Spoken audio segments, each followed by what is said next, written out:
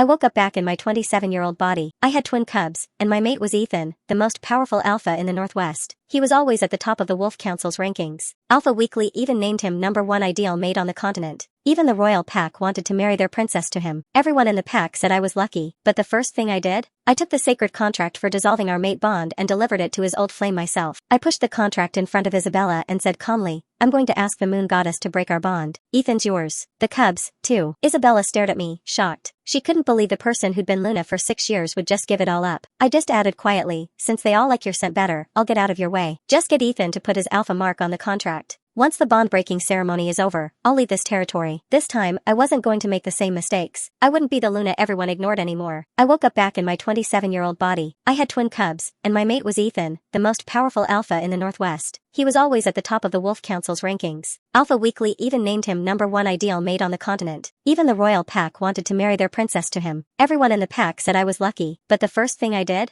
I took the sacred contract for dissolving our mate bond and delivered it to his old flame myself. I pushed the contract in front of Isabella and said calmly, I'm going to ask the moon goddess to break our bond. Ethan's yours. The cubs, too. Isabella stared at me, shocked. She couldn't believe the person who'd been Luna for 6 years would just give it all up. I just added quietly, since they all like your scent better, I'll get out of your way. Just get Ethan to put his alpha mark on the contract. Once the bond-breaking ceremony is over, I'll leave this territory. This time, I wasn't going to make the same mistakes. I wouldn't be the Luna everyone ignored anymore. Isabella's fingers traced the rim of her cup, her brow furrowed. Arya, what trick are you playing now? I met Isabella's shifting gaze, my voice even. No tricks. I'm just tired of it. Arya, do you have any idea how many she-wolves would kill to be this pack's Luna? To stand by Ethan's side, she shot back, her tone sharp. Of course, I know. I looked right at her, a bitter smile on my face. So, the position is yours now. A crack finally appeared in Isabella's perfect mask. She stared at the contract, witnessed by the moon goddess, for a long time before reaching out to take it. Fine, Arya. If you're being so generous, I'll accept. But remember this, Arya. Once something is in my hands, don't ever think I'll let it go. So possessive. Don't worry, I chuckled softly. I won't regret it. I'd had enough of the agony. In my past life, the mate bond had tortured me to death. Isabella stood up, walked gracefully to another booth by the floor-to-ceiling window,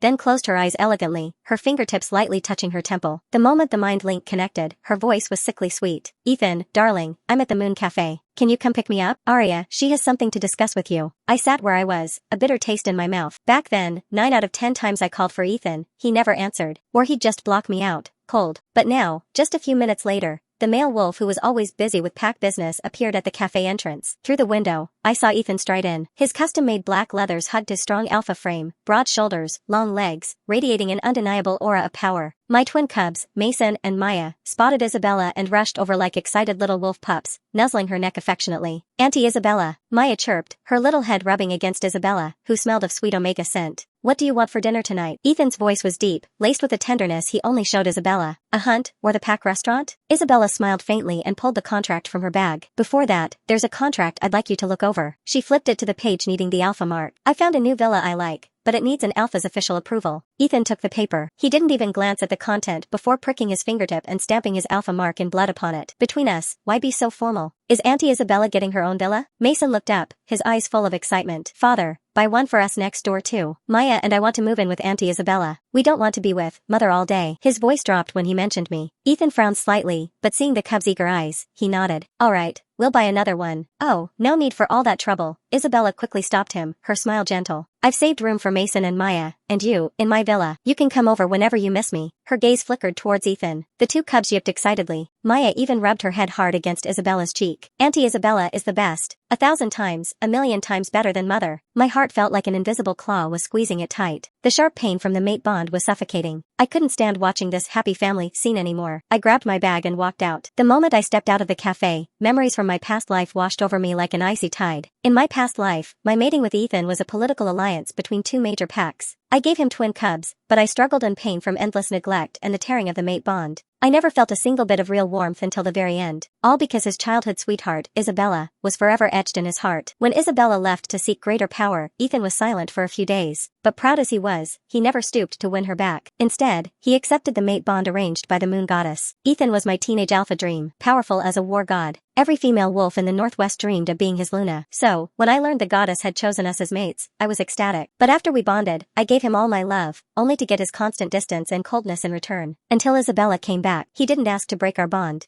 but his eyes, his scent, never left Isabella for a moment. What made me despair even more was that my own Mason and Maya naturally preferred Isabella and grew distant from me. In the end, drained of life by the broken mate bond, I died alone on a full moon night. Ethan had isolated me in a rundown house at the edge of the territory, saying I needed rest and to avoid disturbing the pack's energy. On the last full moon of my life, I trembled, using my last bit of strength to try and mind-link my mate and cubs, only to sense they were vacationing with Isabella in the northern mountains. I tried to draw some moonlight for myself, but my body was failing, my consciousness fading. My wolf soul eventually scattered. As my wolf soul left my body, my last memory was of Ethan's cold, decisive severing of the mate bond. I closed my eyes in pain, my only wish, if there was a next life, I would never, ever throw my life away for him again. It was late when I got back to the pack house, but I didn't rest. I went straight to clearing things out. Ethan's alpha ceremonial robes, the cubs' wolf toys, family scent markers. I threw them all into boxes, one by one. Arya, what are you doing? Have you lost your mind? Ethan's low voice came from behind me. I turned. He was standing in the doorway with the two cubs. His golden wolf eyes looked particularly cold in the moonlight, his brow furrowed. Why is mother throwing away our hunting practice dummy? Maya ran over, her little legs pumping. When she saw her favorite little deer, woven from wolf-tail grass, tossed into a basket, her face flushed red with anger, and her wolf ears even perked up warily. Mason also bared his pup fangs at me, snarling, "We just went to Auntie Isabella's place for a little while. Do you have to challenge father's authority like this?" Ethan's sharp gaze landed on me, like he was examining a disobedient, lower-ranking wolf. The cubs like being close to Isabella. As the pack's Luna, are you going to cause a scene over something so small and disturb the whole pack? I'm not causing a scene, I replied calmly, my voice flat. Liar, Maya shrieked. You're just jealous that Auntie Isabella gets father's attention. That's why you threw away my toy. You're a bad mother. After my coming-of-age ceremony, I'm moving to Auntie Isabella's place, Mason said, grabbing his sister's hand and growling fiercely. And I'm never coming back to see you. Ethan didn't stop the cub's rudeness, just frowned slightly, his deep wolf eyes sweeping over me. It was the look he'd give a strange, petulant wolf. Enough. His lips barely moved, his low voice carrying the natural authority of an alpha. His long fingers idly adjusted his wolf-tooth necklace. The Council of Elders has an important meeting. Throw away whatever you want, just don't make too much noise and disrupt the pack's harmony. The moment the door closed, my tears finally fell, silent. My heart felt like it was being ripped apart by wolf claws. Every breath was a stab of pain. I wiped my tears and looked at the mess all over the floor. Suddenly, I laughed. Don't worry, I won't bother him. Not for the rest of my life.